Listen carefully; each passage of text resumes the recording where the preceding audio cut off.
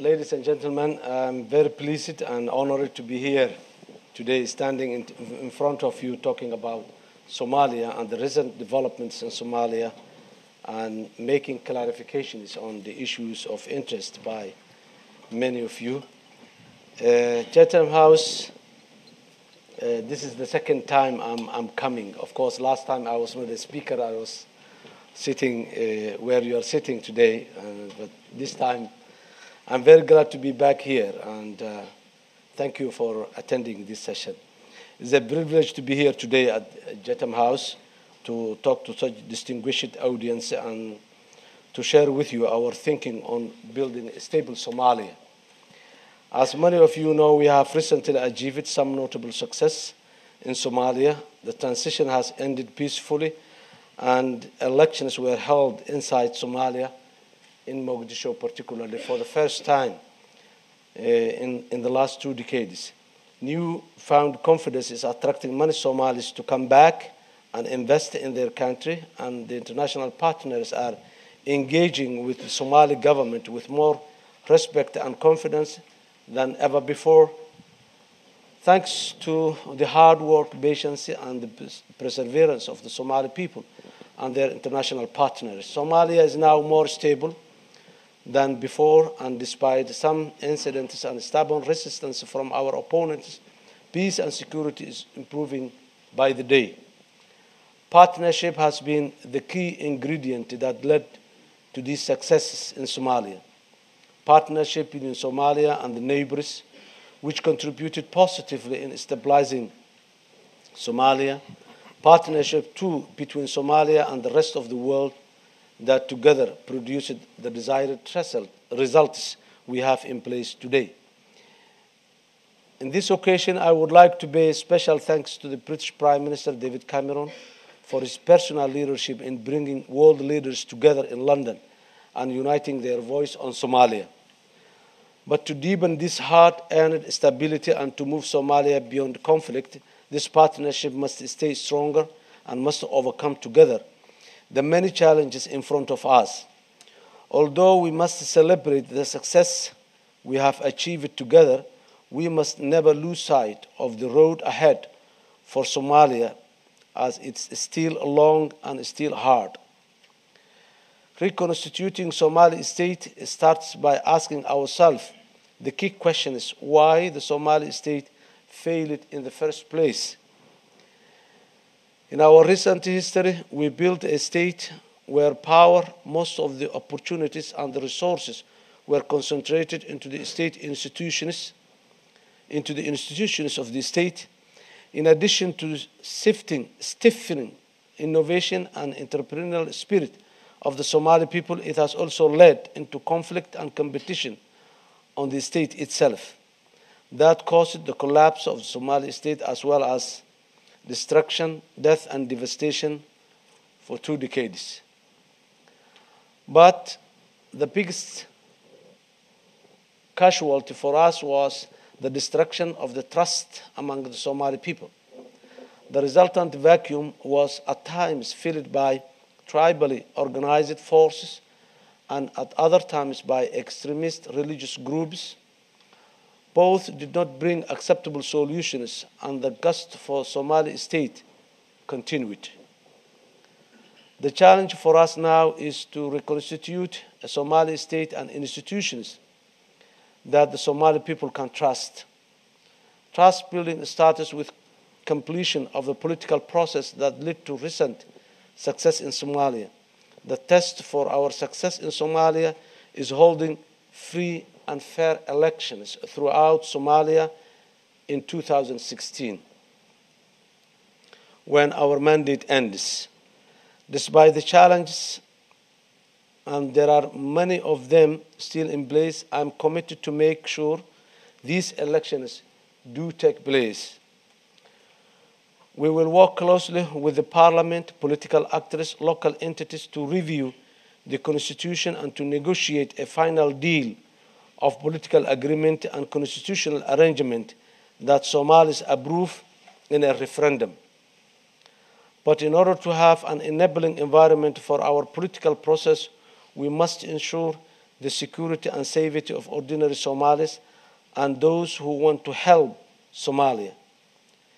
Key in this building provisional Somali National Army that can safeguard the territorial integrity, independence and sovereignty of the country. Somali National Army must also defeat insurgency and terrorism and play a role in the stability of our region. Our African partners have been great help in stabilizing Somalia, but we must plan together for Somali security infrastructure that can take the responsibility for securing the country. That task must be supported by Somali public finance that can sustain the resources needed for the stability of the country. I'm determined to make Somalia stand on its own feet and generate its own revenue through accountable public finance institutions. I agree that sound public finance management is the heartbeat of a credible state. Good public finance management involves a circular process in which the key element is trust. Without fair and efficient revenue generation, the state will have no reliable resource base. If state revenues are squandered or stolen, the delivery of government service will falter, and the people will withdraw their trust, eventually refusing to pay the taxes. But we need help, and we are discussing with our international partners some financial support mechanism that we can all support. While that takes time, we are also very keen to make sure that the momentum in Somalia is not lost. Somalis must see straightway some dividends of ending the transition. I hope our international partners will support and contribute to the Somali financial facility we have established, which meets the expectation of the international community. Somalia has been in a coma for 20 years. We have responded to the transitional medication, and now we are in post-transition. But we are still in the intensive care. So much investment has gone into ending the transition, financially, military, political, reconciliation, etc. We made a huge gain, and we must see it through. There is a momentum now, and the window of opportunity is very tight indeed. We should not lose it both nationally and internationally. We are at the middle of a steep hill. There is no option of stopping in the middle. We either must see it through or we will fall. Failure, ladies and gentlemen, is not an option for Somalia today. Thank you very much.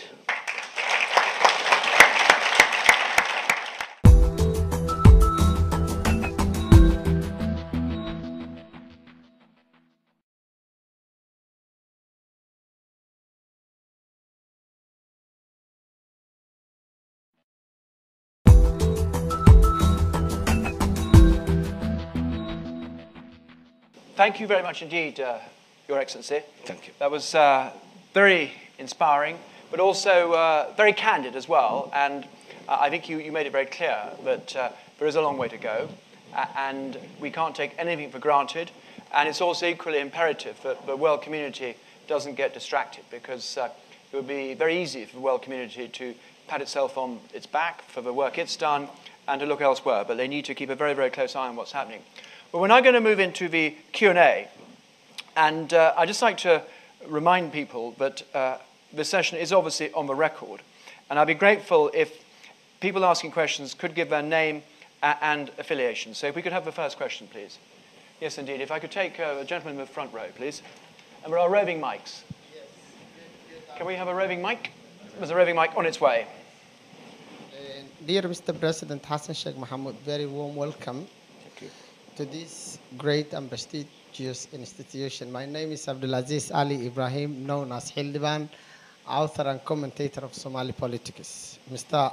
President, repeatedly for the last 2 nights, you were saying that you will not be re-elected after 4 years. Please, can you tell us one of the reasons why you are not going to be re-elected? And my second question is, our community has been subjected for the last 25 years, the warlords and Islamic fundamentalists who were terrorizing civilians and through executions, torture, rape, and their purpose of killing is only to obtain positions from the government. So is there any positions left in your government to these guys? Thank you. Thank you. Thank you very much indeed. I think we'll take one more question, and then we'll take them in clusters of two. So the gentleman 2 rows behind you. Thank you very much, Mr. President. I am Mr. Ibrahim Dagana Ali, and I would like to ask you 2 questions. The first question is, you have carried out a study entitled of the missing millions. You are aware and you have worked and know very well that projects that to bring back Somali professionals and technical teams have failed through MIDA, West MIDA, both of them. What is your plan to bring the missing millions? We have a lot of politicians, but we need technocrats who do the job, but the politicians can talk. So what is your plan in that regard? Second question I have, physical security cannot alone solve the problem of Somalia. The food security and livelihood security is a critical component for Somali people to test the dividend of peace. Both of them go together. What is your plan to solve or to work together, the physical security or political security? At the same time, the food security and livelihood security, which go together. The third question. Thank you very much. Thank you. Thank you very much. I think we'll let the President, His Excellency, reply to the first 2 questions. Yes. Your Excellency. Yeah. Thank you. Thank you, Abdulaziz Hildeban. I think maybe my communication strategy or my communication way was not perfect. I never said I will not be re-elected, but I said the trend that we have in the past during the transition was a president elected one time has never been re-elected. So that was the trend. Starting 2000, Abdul Qasim, then Abdullah Yusuf, then Sheikh Sharif. So most probably what I was saying is that I'm sure that I have only this term. I'm not sure whether I will have the other one or not. But that does not mean I will seek second term. I will. Good. Abdulaziz. So thank you very much. On the other hand, the Somali government or the political space for Somalia is open for all Somalis, provided that one has to come through the channels, the space that has been provided on the basis of the tools and the instruments in place. We cannot allow someone to come, and that is a standard, someone to come into political or, for example, someone using violence as a means to reach a political end. That's not acceptable. But any Somali who denounces violence, who recognizes Somalia and Somalis as a nation and as a state that exists and who respects it is all it has, is most welcome. And who wants to seek the political end through a peaceful means, not through the gun in his hand. So people, if they commit a crime in the past, that crime depends its magnitude. It can be someone that the society can forgive and go ahead, or it can be someone that ends up into the courts. So I'm not the one who will judge definitely that, but every Somali citizen has the right to have a political space and be part of the political process as far as he goes with the norms that have been put in place by the Somalis. Ibrahim Dagane, yes, you're right, and I worked on that research and that document, and I'm very glad people who co-authored it with me on that document are still around. The missing millions was mainly concerned on the role of the diaspora in the reconstruction, in the recovery and the reconstruction of Somalia, and that need is still there. Me now, when I came to the office, I started organizing or planning to establish an office whereby the diaspora is engaged in the recovery and the reconstruction of Somalia. And as late as today, I was discussing with Prime Minister David Cameron on how the United Kingdom government can support us, organize that office and establish the network, since UK is the country that has got the largest Somali diaspora. So that idea is still there. We're working on it.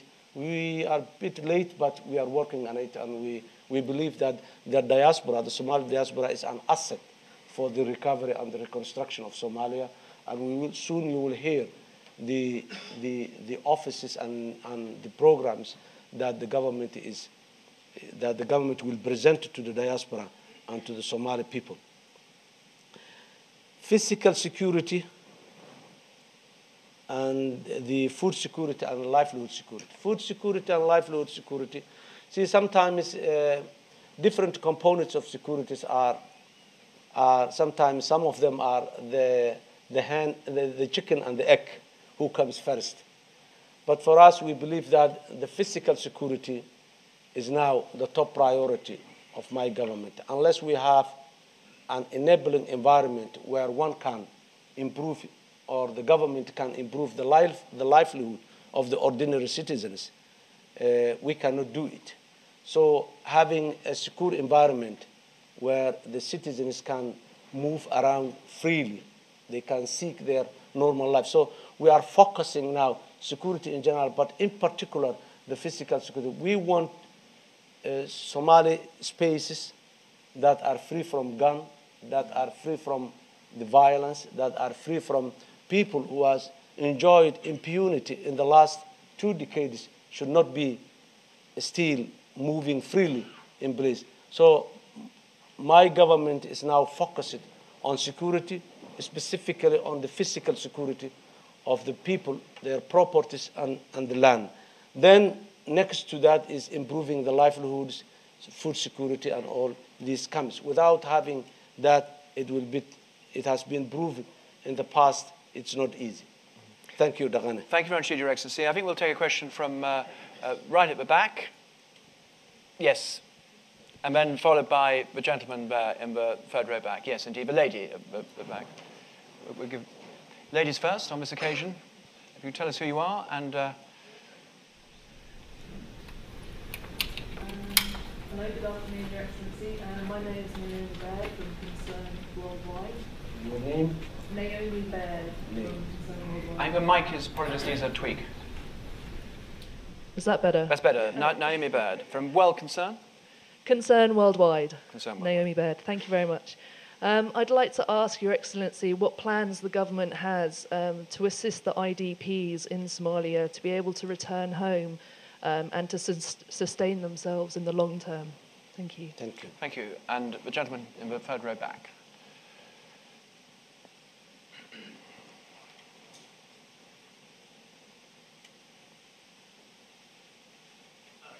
Thank you, Mr. President. Welcome to London. My name is Hassan. I would like to ask the President a few questions. Well, one question, obviously. I will move to the second question. It's working. Hello, yeah. So, Mr. President, welcome to London, first of all. Good to see you.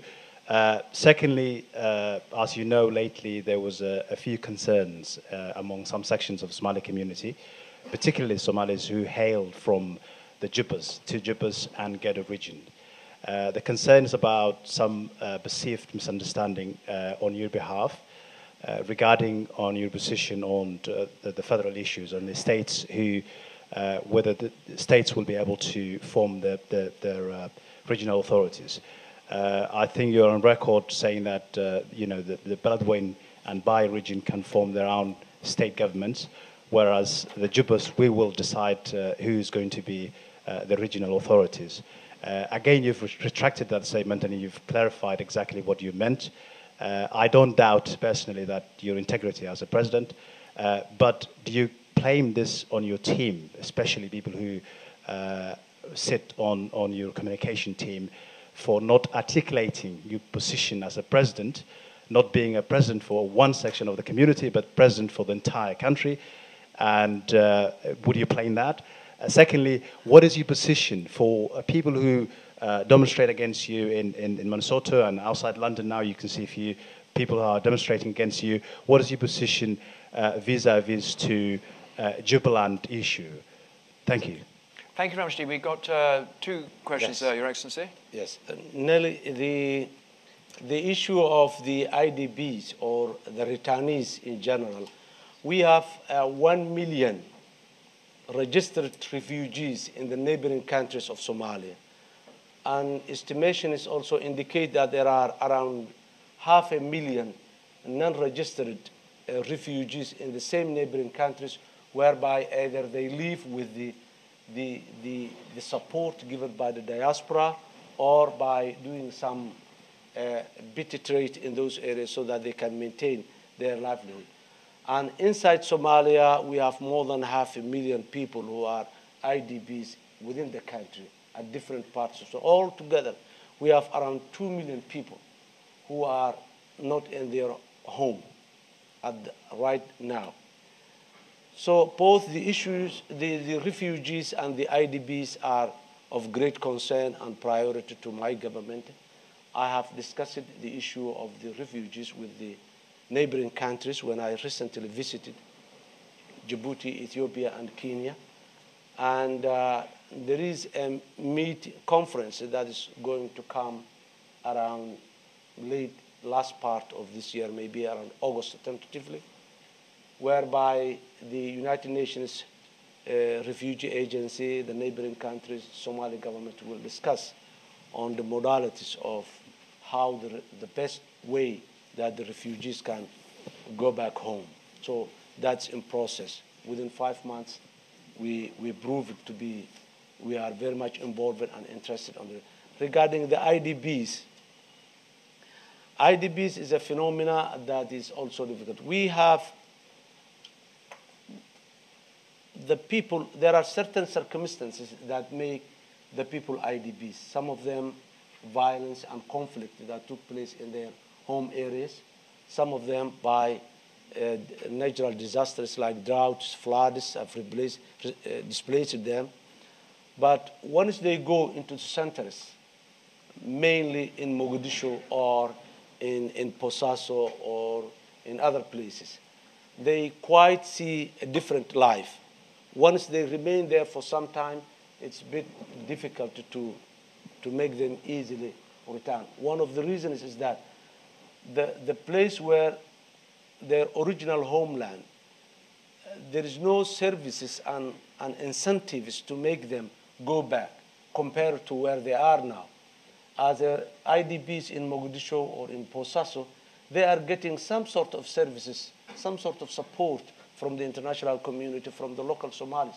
But it goes back home, there is no, but so there are new programs that support the IDPs to return. But the most important thing is they must get a guarantee that their home places are secure enough that they can stay.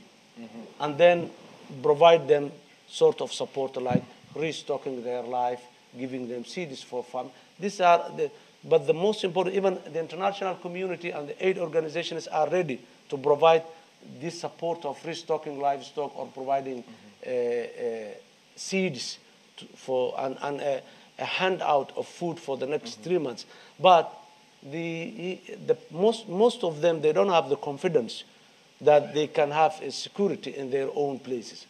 So that's why, again, another major factor that makes the security a top priority, physical security as a top priority area. Although the world is ready to support, many Somali organizations and Somali people are ready to support these people to go back home, but they cannot go back home because at least there is a real threat in their homeland, or they don't have the confidence. They don't have state institutions that guarantee their security in those places. So this is the challenge. Having physical security is very important. Having local governance structures that guarantee the safety and security of the people and their property. So the IDP issue is complex that. Now, my government has been working on the last couple of months that we were in office to address those root causes that make people remain IDPs in the urban centers, addressing the issue of security, coordinating international effort and local efforts for the support of these IDPs. So we're working on that, and the early we succeed on that, the better. So that's the case. Thank you. Noor Hassan, I have said a number of times, and I would like to say again, there is no one time. What I said when I was in Beledweyne is recorded. This is a modern world in the 21st century, which we are using very sophisticated technology. What I said in Beledweyne is recorded. Visually and audio is recorded. It's there. I never said Beledweyne and Baydhabo people will make their own administrations, and for Kismayo we will make. No, I never said that, and that's not true. I would like to bring back that, and I have publicly said in advance. What I said, the government of Somalia today, there is only one and only one plan that the government is trying to implement, and that plan is for 22 years. And in the last 12 years, that there was a transitional government in place. The governance system or the government will never went outside Mogadishu. Remain it inside Mogadishu, and sometimes small corner of in Mogadishu even. This is the only time that there is a comprehensive plan in place where a new governance structures will be established in the peripheries at district level and regional level and federal state level. Yes, there is a political understanding that Somalia to be a federal, and the constitution mandates my government to federate the country. Specifically, the constitution says 2 or more regions that get together freely or independently can form a federal state. The constitution never said that 2 or more clans can get together to form a federal state. Now, by saying 2 or more regions, that makes a precondition that a region must be there. There must be an entity called region, and another entity called region get together, negotiate, and form a federal state. That's one issue which we don't have now in place. We have no regional administrations in place. That's one. The second thing is Somalia got its independence in 1960 and was having a functioning state up until 1990, 30 years. One time, 9 years civilian elected government and 21 years military government, socialist government, which is both governments were highly centralized governance system. All rules, regulations, laws that has been developed in these 30 years, they serve highly centralized governance system. Never, we don't have one rule, one regulation, one procedure, whatever you call, that helps or facilitates decentralized, devolved governance or federalism. So the challenge my government is facing now is, on one hand, federating the country. On the other hand, developing the rules and the regulations for the federation. Otherwise, hasty and immediate federation without having the legal framework in place will only create more conflict, more fragmentation. So this is the challenge we have in place. We don't have resource sharing. We don't have revenue sharing. We don't have many, many more things to share. What the basis of what we are going to share when we say the revenue of particular market? What percentage the local government, what percentage the state, what percentage the federal? So we don't have all this. So if we do not put those tools and instruments in place, the federalism will create more problem instead of we selected the federalism to solve our problems. That is the challenge my government is facing now, and we are doing it. We're working it very hard. Our parliament is working very hard. It finished its first session for 4 months. Now, in recession, the next time when they come, they will work on those issues, and the government is preparing to table those laws and legislations, so that the Constitution clearly indicates or clearly says that the number of federal states that Somalia will have will be decided by the parliament. The boundaries of this will be decided by the parliament. Of course, this will also go through a process. So there is a Somali proverb that says, if you hastily climb on a tree, you hastily get down from the tree.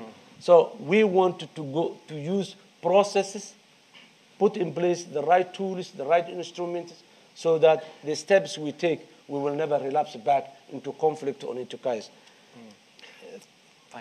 Thank you very much. And regarding the Juba issue, Juba is among the many regions of Somalia. We have only one policy, whether it's Juba or Bai or Bakol or Hiran or etc. All Somalia, the constitution indicates that there are 18 regions in Somalia. So all these 18 regions, for us, they have equal value, particularly those who are in the south central Somalia, where my government is now more focused on administration building. We don't have any concerns. Regarding me, I'm the president of Somalia, and I sworn in front of the Somali people that I am their president and I will represent their interest. So all of Somalis, I'm not a president for a particular clan, I'm not a president for a particular region, I'm a president for Somalia, and I'm standing for that. Thank you. Your Excellency, thank you very much indeed. I think that was it was a full response, but I think it was a very, very important one, because, and it links in with the IDPs, because we want these people to come back, but they need to come back into towns that are going to be well administered. They will come back if they believe there's hope for the future. And what you've just spelled out, I think building this up block by block is incredibly important. And I think you explained that very well. Someone's caught my eye near that roving mic at the back there. And then we'll take the gentleman who's been waiting a long time there. So the gentleman at the back with his hand up. Well, if you, we'll take three together. If you go first, okay. And the gentleman in the corner. No, if you go first, I do first. Please. Is that working now? Is everybody hear me now? Good. First, I would like to congratulate that Harry Bellingham taking as a chairing this Chatham House for Somali intellectuals and other perspectives, including international community. And we particularly thank you because of your depth of knowledge when you was running as a Minister for Africa in FCO. And I think particularly we meet in your office more than 3 times. I hope the last time we met was when I was chairing as a Somali Diaspora UK and other African delegate, and talking about the possibility that the African government taking how UK government and them working together towards Africa. And I wanted to say that His Excellency Hassan Sheikh Mohamud, that I want to say one thing to international community, to he and the rest of anybody who's in this room. Somalia are very being grateful to elected a president that will never be a part of the problem of the last 2 decades in Somalia, but they choose to be a president who trying to be fixing the system of the Somalia. So he never be part of the problem. He will be part of the solution of Somalia, finding in a way to fix our institutions. And I think many of us, we left in our country 2 decades ago. And the reason we left here, bring our children here, he was behind and look after our community, children, and he was head of UNICEF. We're proud that the Somali people, they choose the right person at the right post. And we thank you, government, to lead our government. Thank you. Number 2, the first number question I'd like to ask is that I think the reason I am a little bit going up and down is we as a Somali, we've been very proud to have you.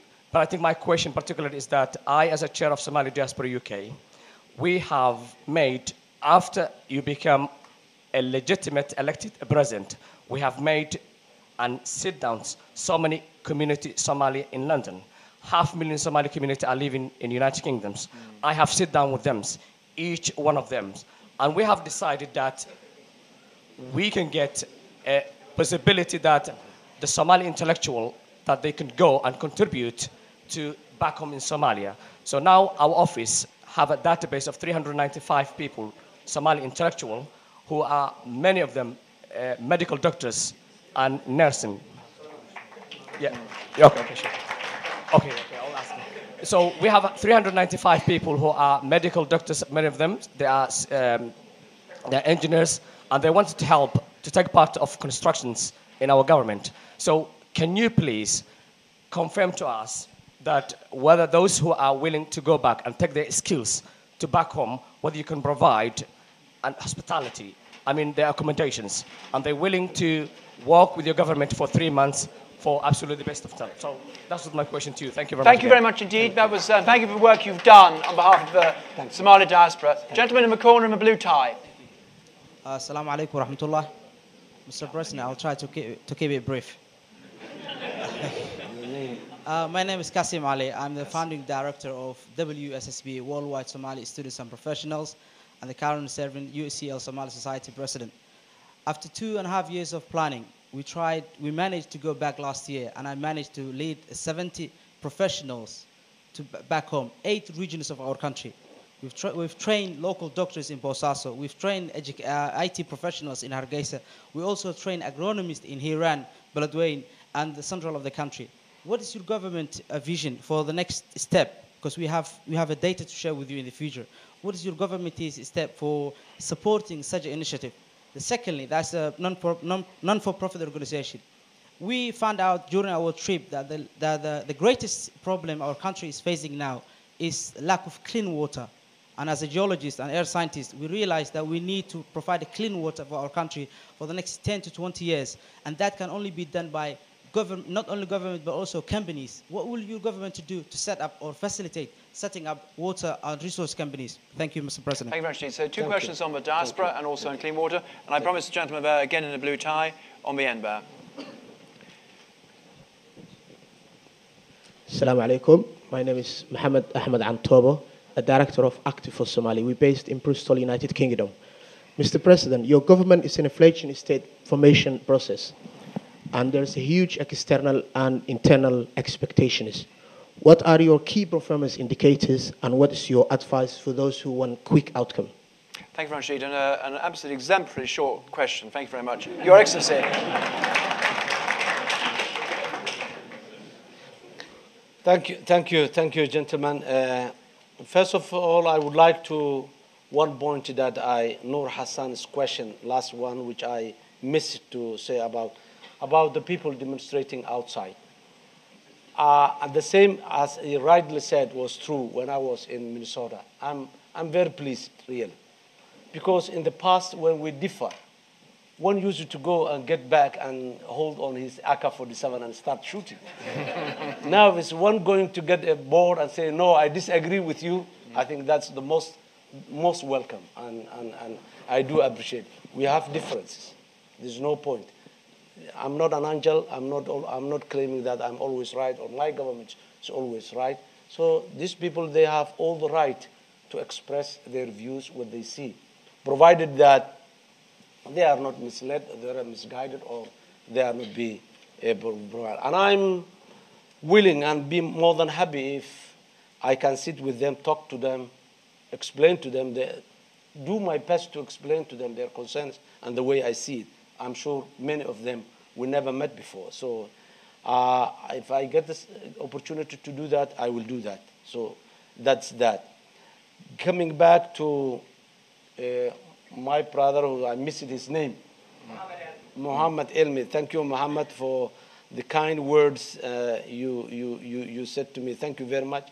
For the 395 technocrats that are ready to do, the government has planned a process whereby we want the state building project to be a project that is owned and participated by all Somalis.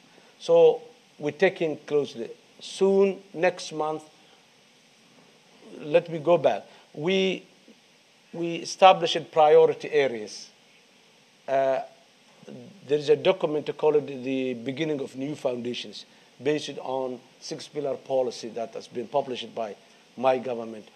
On that priority 6-pillar areas, if there is a priorities of the priorities with 3 areas: security, judiciary reform, public finance management reform. Now, next month, the Minister of Justice has planned a conference in Mogadishu whereby 150 people, Somalis mostly, from the diaspora and from inside Somalia, will be meeting and discussing on the review of the judiciary system of Somalia. The government will present the proposed review of the judiciary system to those 150 Somali experts, legal experts, religious scholars, traditional elders, sociologists and economists, and different groups. So that will be the beginning of the first reform in the judiciary system. So this is not the only one incident, but there are a set of such a deliberation that will take place in Mogadishu. The government of Somalia is not rich, we have no money. One of the things that we wanted to engage the diaspora is for financial, to support financially to government programs and projects. So what we can offer is we can accommodate that number of people for few days that they are meeting.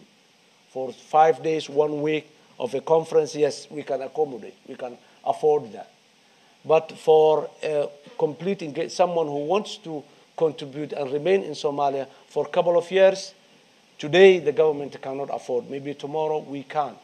And for someone before asked me about the MEDA, Quest MEDA. That's very good projects. They are bringing back people to Somalia to work. But it has one inherent problem.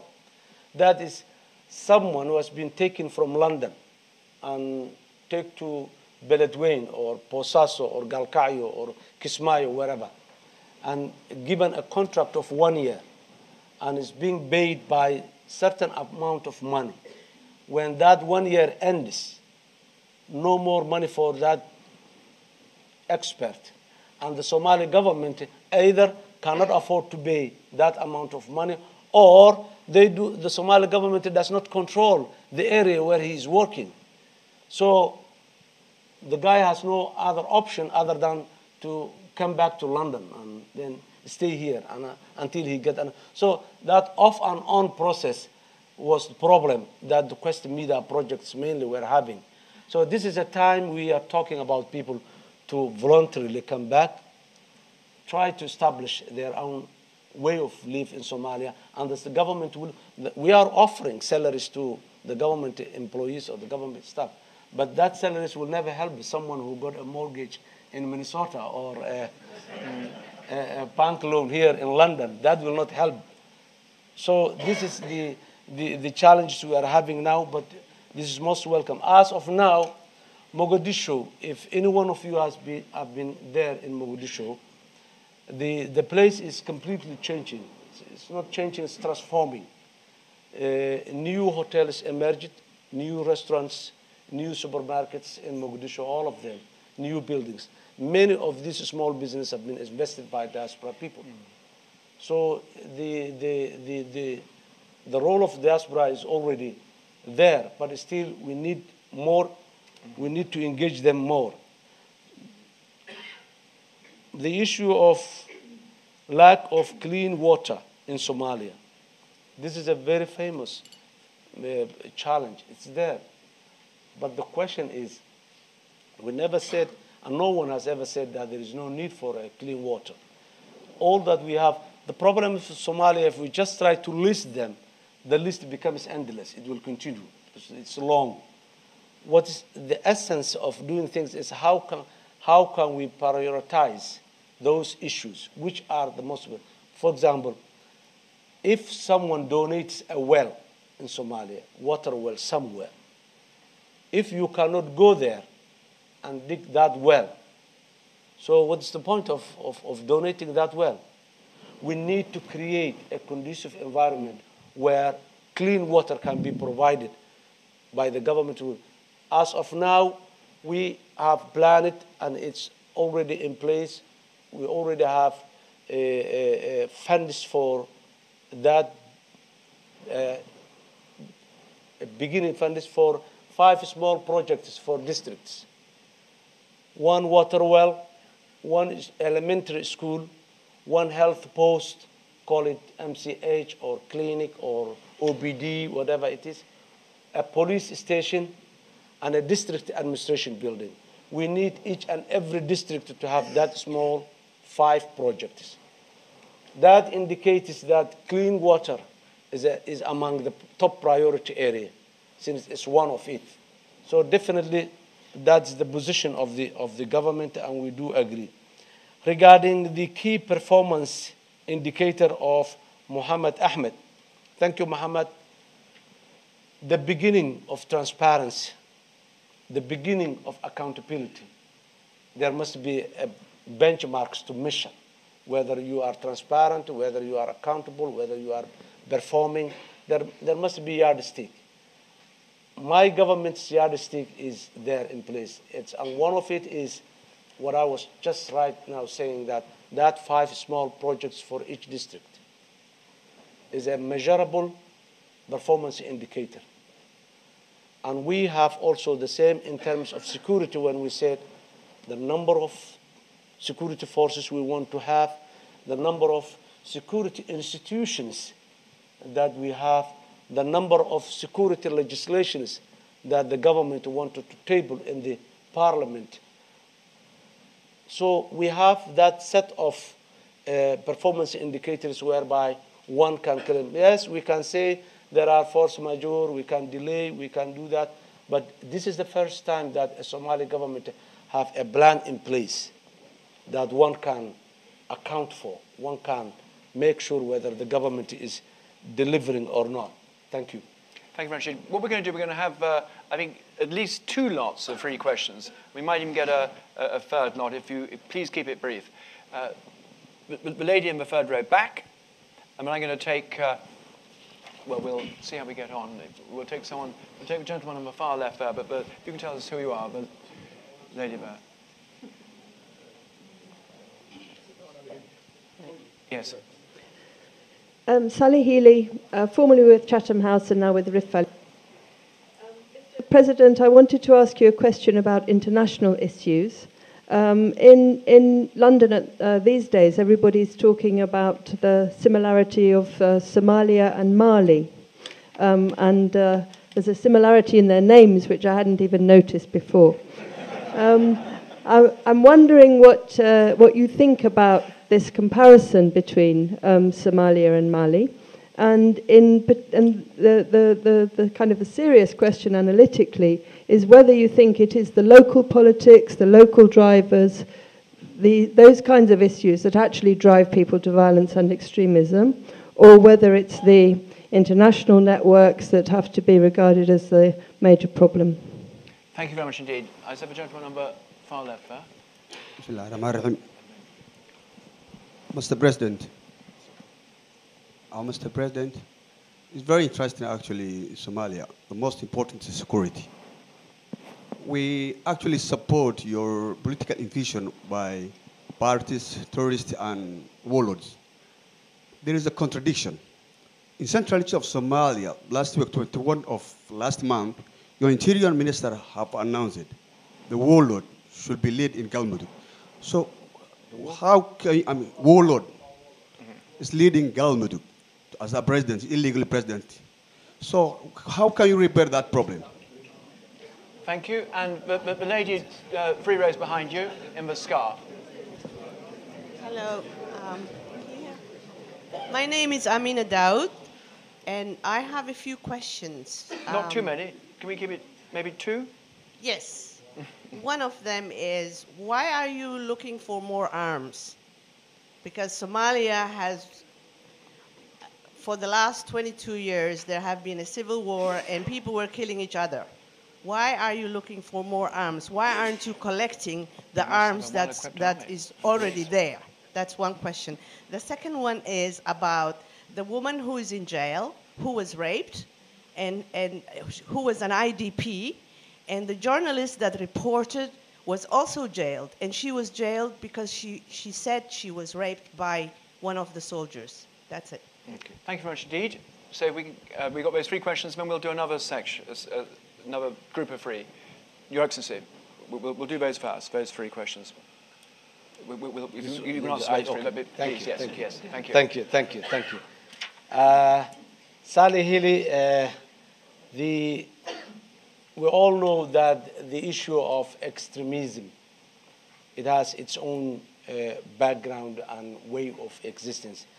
These organizations or this phenomena of extremism is underground, it's run by underground organizations.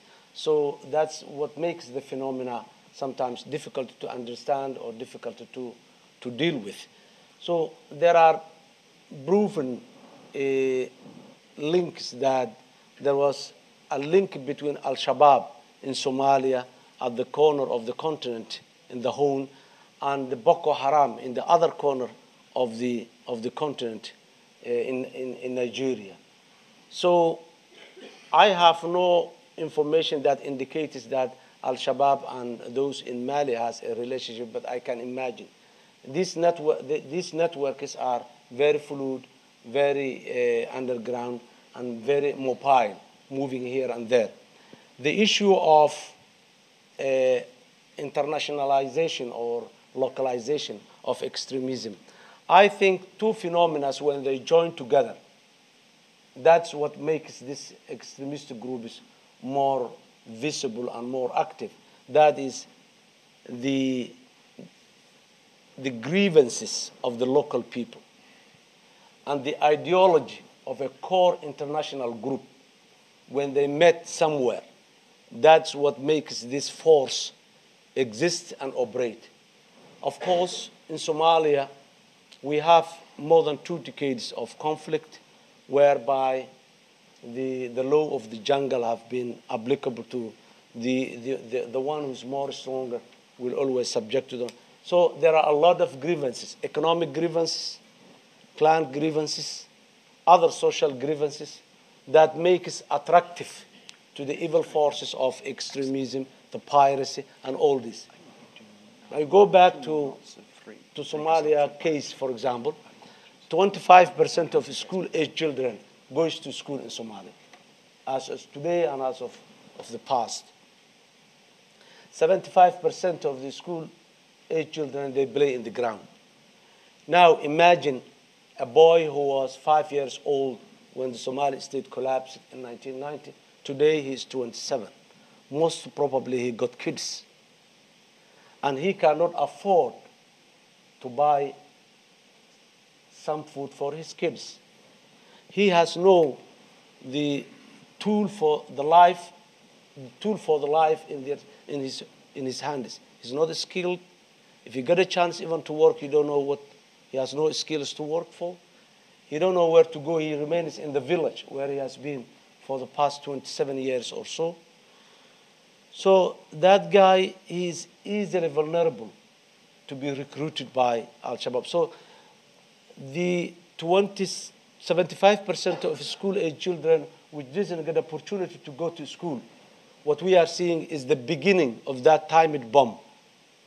And that's the forces in Shabaab, the forces in the pirates.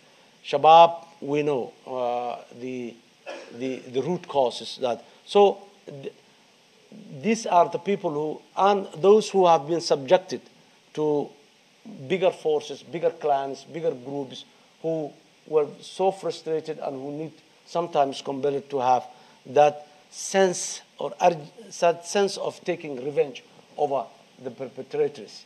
So this extremist groups, this is an element whereby they recruit people, looking after that social grievances. When the ideology come, this extremism ideology come into Somalia, the first things they look was this vulnerable, this grievances, social grievances that exist, and they recruit. So the mix, the local grievances, social grievances of the local people, and imported extremist ideology from somewhere when they marry each other. That's the one we have, Shabab, Boko Haram, whatever that's coming. So that's the case. It's not purely international. It's not purely local. That's what drives the forces that works for the extremism. I lost the name of the brother from there. Hassan. Good, Hassan. Hassan, the case of in the post-conflict environment, we do not agree the history. The hero of someone is the warlord of another.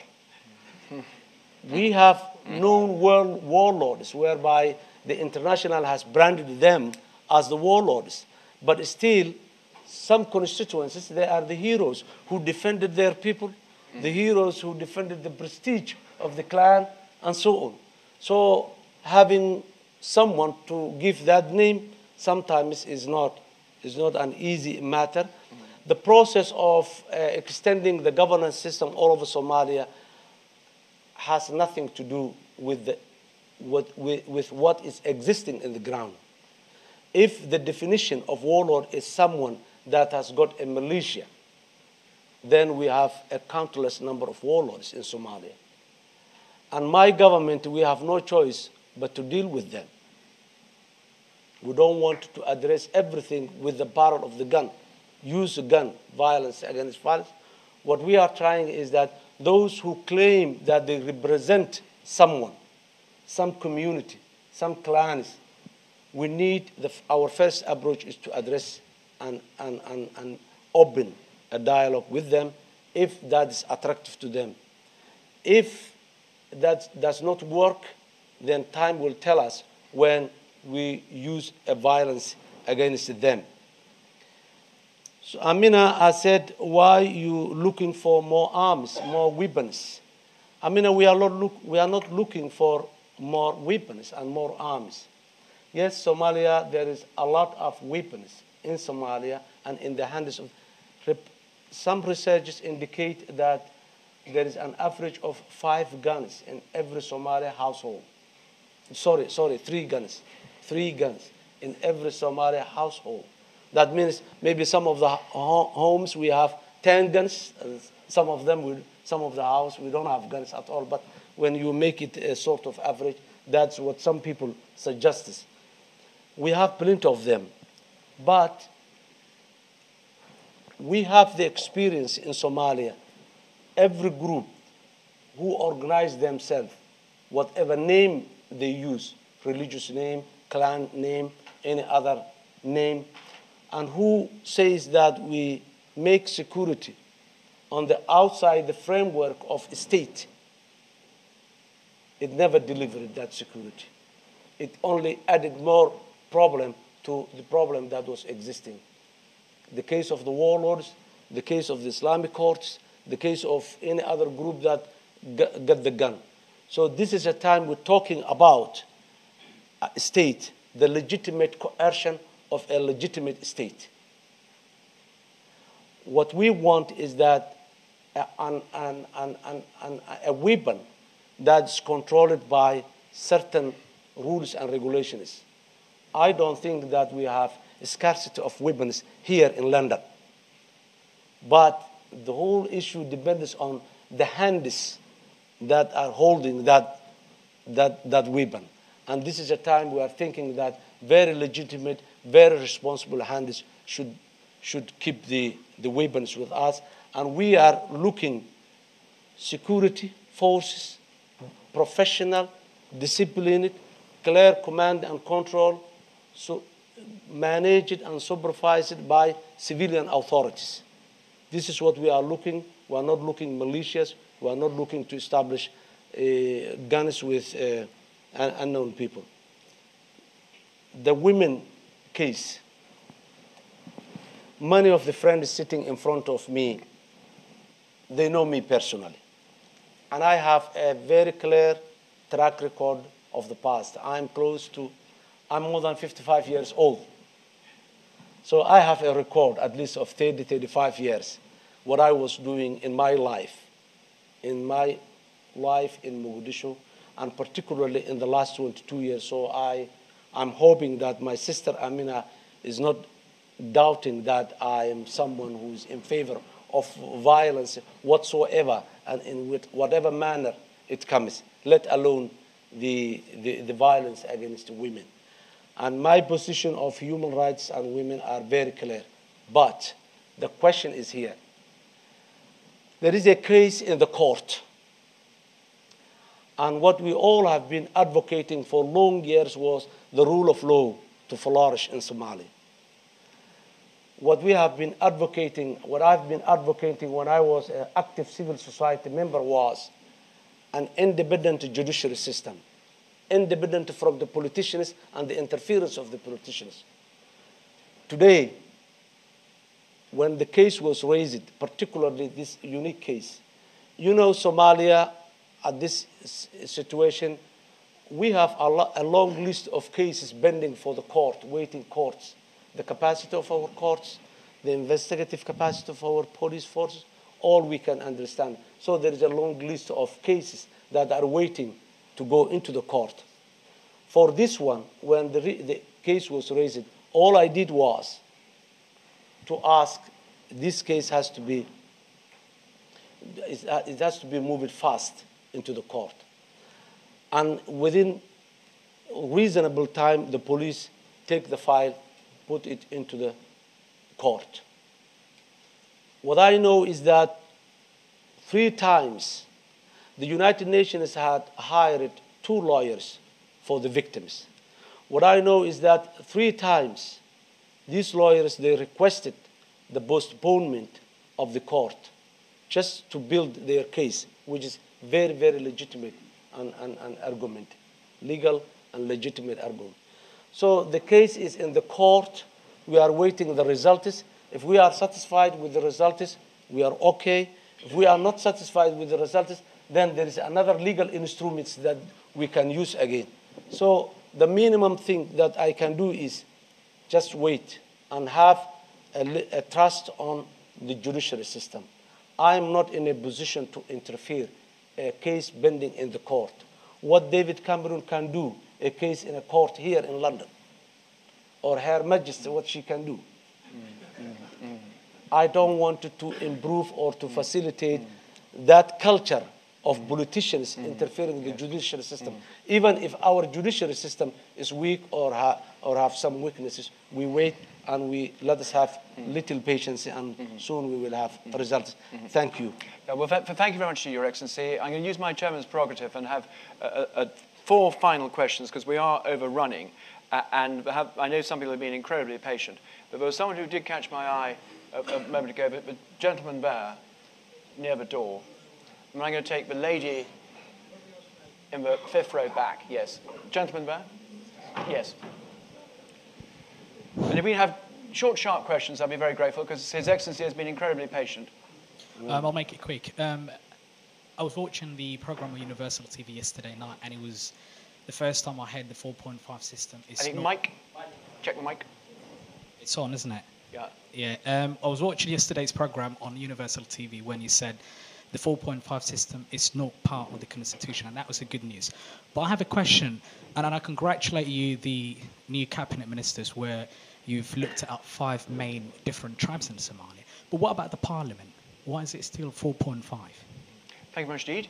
The lady who is in the 5th row back.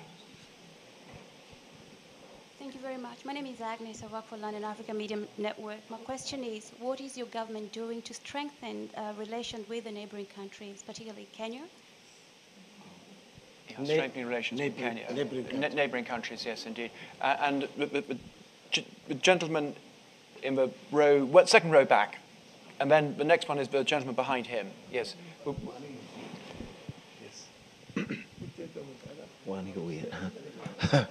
Mohammed Abdurrahman Haji, Somali Fed Forum. I would first of all would like to congratulate you, Your Excellency, for being elected as a president. Thank you. My question is, as we know, The education system that's flourishing now in Mogadishu and other parts of Somalia is paid by the students. Is it possible, and is there a plan that you have which will provide freely the education, the 75% that you have just mentioned, respecting especially in low-income groups? Thank you. Thank you very much, Edom. A gentleman immediately behind. My name is Aidan Hartley. I've been a journalist covering Somalia since 1991. I wanted to ask what the role of foreign private investment is in the reconstruction of Somalia. Is it too early for FDI to take place at this stage? Is it a process that you want to be led by the diaspora? I recognized this in a recent film I did about Ahmed Jama, who runs the village restaurant in Mogadishu, the master chef of Mogadishu. An extraordinary story of entrepreneurial spirit that has sustained the Somali people over the last 20 years of conflagration and anarchy. Is it something that you need to bolster the finances of your government that you say lacks cash?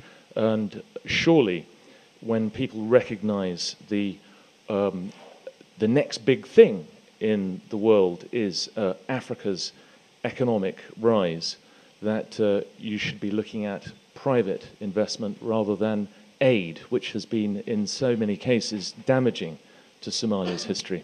Thank you very much indeed. And if anyone hasn't seen the film, the Master Chef of Mogadishu, I do recommend it. I'm going to have one final question for a lady who caught my eye ages ago, and I've been trying to bring her in. Yes. Hi, good afternoon, Excellency. My name is Ilham Gassar from the Council of Somali Organisations. My question to you is, there's a brain drain in Somalia right now, and there's a lot of resources, talent resources in this country. There's so many organisations, Somali-led organisations, who have been doing a lot in the past 20 years to help aid and put assistance in Somalia. What is your government doing in terms of making links with organisations that exist here and using their resources to rebuild your country, particularly state schools and infrastructure, educational infrastructure for young girls? And we'll have those 5 and then we'll call it a day. Yeah, that's so sorry. Your Excellency. Thank you very much. Muhammad Abdurrahman. I couldn't recognize you unless you mentioned your name. By the way, Muhammad Abdurrahman, I know since 1970, but now he's a different person. Muhammad, you look too old than you are. Thank you. It's nice to see you, Muhammad, again. Thank you. Yes, people like me and Muhammad and people who are our age is the people who have enjoyed the most the benefit of the benefits of the Somali state. The only investment my family put into me was to give me 3 meals a day, a uniform, and a notebook. Not a textbook, but a notebook. The rest was provided to me by the government. And when I finished the secondary and go into the university, I was even paid. The government, at the end of the month, I was given money so that I can buy whatever. That's how we finished our university. And I hardly doubt whether in the near future that a Somali government will be in place that can afford that much of support. And then that was added to employment guarantee. If one finished secondary, if he wants to work, employment was ready. If you want to continue university, when you finish the university, the next day you are employed. So that good days we have in the past, and hardly doubt that it will be there soon, but it's possible still. The issue of education, I just want to bring you the picture on the level of education in Somalia and the role of the government right now and what we want in the future. Today, we are in Somalia where there is a schools. I said 25% of the school children are going to schools. Those 25% are those, mostly, those who can afford to pay $10 at the end of the month. $10 fee. Most of them, not all of them, most of them. There are hundreds of schools, more than 100 schools, for example, in Mogadishu. None of these schools is controlled by the government. We used to have a Minister of Education that have close to 400,000 students and close to 60,000 supporting staff for those students that run by the almost 500,000 people was what the Minister of Education was running in Somalia. Today we have a Minister of Education that has no one school and that has no control over one school. So that's where we are today. And for the first time, the 5 small projects which I mentioned it now, and I said one of these 5 projects is a school. That's the beginning when a state-run school public school will be emerging. That is the re-emerging of public schools in Somalia. We want to go back to where we come from, free education at all levels, but we don't know when we will reach that. But my government is committed to reconstitute that system of public schooling in Somalia with that level. If we succeed within 2013, we want to see a minimum of 50 schools, public schools in place where there is no one now.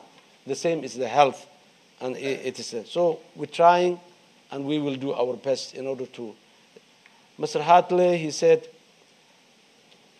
the foreign investment is a priority area, and when our parliament get back to the business in March, early March, one of those bills that the government is going to table is the investment law of Somalia. We want to put in place the investment law that protects the right of the investors and gives guarantee that this is their right. So what makes us do that is we believe that the reconstruction of the country will mainly be done by the private people. As of now in Mogadishu, a week ago when I was leaving, there are 2 major projects that already have started. One is the real estate project whereby 500 houses will be built in Mogadishu by private companies, Somali private companies. And this is an area where Somali business people are good. We have seen the real estate in Nairobi, in Juba, in Dubai, and the role of the Somali business community has did that. So we allocated a piece of land where 500 houses will be built soon. And they told me, the owners of that company, that many of these houses are already sold by the diaspora, to the diaspora. So that's one. The other is the power plant in Mogadishu, whereby a Somali company is constructing a 50 megawatt power system costing $70 to $100 million. Where today the price of the power in Mogadishu is $1.2 per kilowatt, one of the most expensive energy in the world, $1.2 per kilowatt. These guys, their business plan indicates that they will bring down to 0.28 per kilowatt. So see the difference. If that is realized, industrialization and everything is possible, at least in Mogadishu. They promise it that within 6 months, half of Mogadishu will have that power, and within 11 months, all of Mogadishu will have that power. This is purely 100% Somali company invested by Somalis. Many of these resources comes from the diaspora. So we very much focused on giving space for the private, for the reconstruction of the country, public-private partnership wherever possible. We prefer, because we have a lot of infrastructure, a lot of facility that the previous governments were having. Prime land, prime properties in very important areas, infrastructure. We're looking all to give a bigger space the private sector, including outsourcing many of the government services, whether it's the airport facility, port facility, free zone, establishment of free zone area in Mogadishu and in many parts of Somalia in the future. So we are relying on the private for the reconstruction of the country, and we see it as an opportunity, having a very dynamic and vibrant diaspora. The example that you have taken, Ahmad, is absolutely a very good one. But there are a number of Ahmads in Mogadishu today. Thank you. Well, Your Excellency, once again, a very, very big thank you. And I do apologize, but I couldn't call a lot of people who wanted to ask questions. Thank you for your questions. They were very full. They were excellent questions. And you gave many candid, very honest answers, Your Excellency. I've always been a glass half full person. And when I came to look at the Somalia brief, I spent times being pessimistic. But all I can say is I'm more optimistic now than I've ever been before. I think you've got so many God-given advantages over other countries. You've got a thriving diaspora. You've got the most extraordinary natural resources. Yes. And you've got something else. You've got determination among your people to make a success for the future. And I think that does stand you in very good stead. Thank you again, Your Excellency. Thank you. Thank you. Thank you, guys. Thank you very much.